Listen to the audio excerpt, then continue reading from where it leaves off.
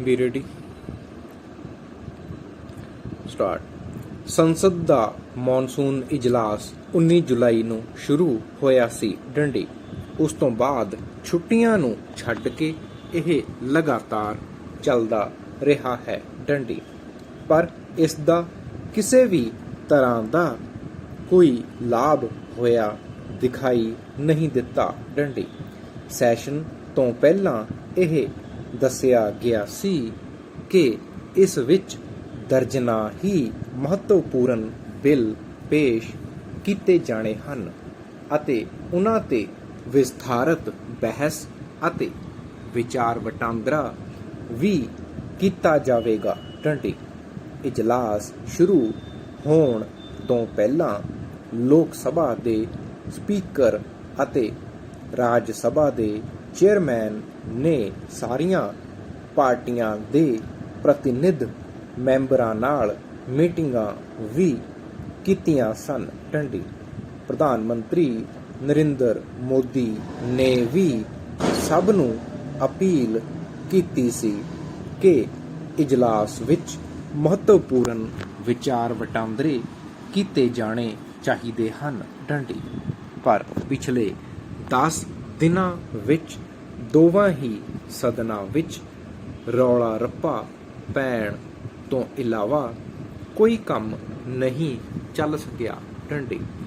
ਵਿਰੋਧੀ ਧਿਰਾਂ ਨੇ ਪਹਿਲਾਂ ਹੀ ਇਹ ਠਾਣ ਰੱਖੀ ਹੈ ਕਿ ਇਸ ਵਾਰ ਕੋਈ ਕੰਮ ਨਹੀਂ ਹੋਣ ਦੇਣਾ ਡੰਡੀ। ਉਨ੍ਹਾਂ ਦੇ ਮੈਂਬਰ ਜਾਸੂਸੀ ਦੇ ਅਤੇ ਕਿਸਾਨ ਮੁੱਦਿਆਂ ਤੇ ਲਗਾਤਾਰ ਸੰਸਦ ਦੇ ਅੰਦਰ ਅਤੇ ਬਾਹਰ ਜ਼ੋਰਦਾਰ ਢੰਗ ਨਾਲ ਆਵਾਜ਼ ਉਠਾਉਂਦੇ ਆ ਰਹੇ ਹਨ ਡੰਡੀ। ਸਰਕਾਰ ਵੀ ਇਸ ਹਾਲਾਤ ਵਿੱਚ ਬੇਬਸ ਹੋਈ ਦਿਖਾਈ ਦਿੰਦੀ ਹੈ ਡੰਡੀ।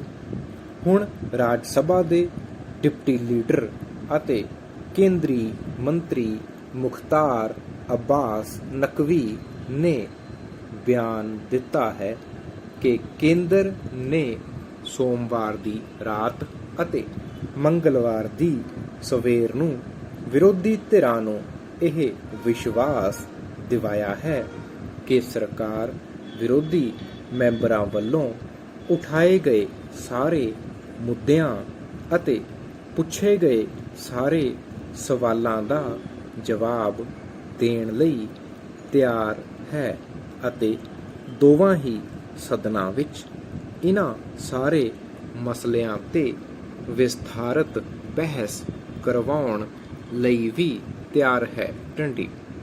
ਉਨ੍ਹਾਂ ਇਹ ਵੀ ਕਿਹਾ ਕਿ ਪਿਛਲੇ ਦਿਨੀਂ ਕੁਝ ਅਜਿਹੇ ਮਸਲੇ ਵੀ ਉੱਭਰੇ ਹਨ ਜੋ ਇੱਕਦਮ ਸਦਨ ਦਾ ਧਿਆਨ ਮੰਗਦੇ ਹਨ ਡੰਡੀ। ਇਨ੍ਹਾਂ ਵਿੱਚ ਇੱਕ ਕਾਂਗਰਸ ਦੇ ਸੰਸਦ ਮੈਂਬਰ ਰਿਪਦਮਨ ਬੋਹਰਾ ਦੁਆਰਾ ਆਸਾਮ ਮਿਜ਼ੋਰਮ ਹੱਦ ਤੇ ਹੋਏ ਝਗੜੇ ਦਾ ਮਸਲਾ ਵੀ ਸ਼ਾਮਲ ਹੈ, ਜਿਸ ਵਿੱਚ ਆਸਾਮ ਪੁਲਿਸ ਦੇ 5 ਮੈਂਬਰ ਮਾਰੇ ਗਏ ਹਨ ਡੰਡੀ।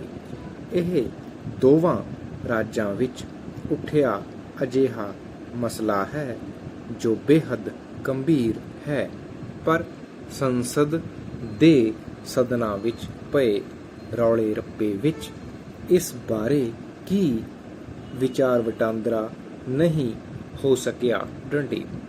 ਇਸ ਸੰਬੰਧੀ ਰਾਜ ਸਭਾ ਦੇ ਚੇਅਰਮੈਨ ਐਮ ਵੈਂਕਈਆ ਨਾਇਡੂ ਦੀਆਂ ਟਿੱਪਣੀਆਂ ਮਹੱਤਵਪੂਰਨ ਹਨ, ਜਿਨ੍ਹਾਂ ਵਿੱਚ ਉਨ੍ਹਾਂ ਨੇ ਕਿਹਾ ਕਿ ਸਦਨ ਦੇ ਕੁਝ ਮੈਂਬਰ ਇਸ ਨੂੰ ਨਾ ਚੱਲਣ ਦੇਣ ਲਈ ਬਜ਼ਿੱਦ ਹਨ, ਜਦੋਂ ਕਿ ਦੇਸ਼ ਦੀ ਸੰਸਦ ਕਾਨੂੰਨ ਬਣਾਉਣ ਅਤੇ ਲੋਕ ਮਸਲਿਆਂ ਤੇ ਵਿਸਥਾਰਤ ਬਹਿਸ ਅਤੇ ਵਿਚਾਰ ਵਟਾਂਦਰਾ ਕਰਨ ਲਈ ਹੁੰਦੀ ਹੈ ਡੰਡੀ।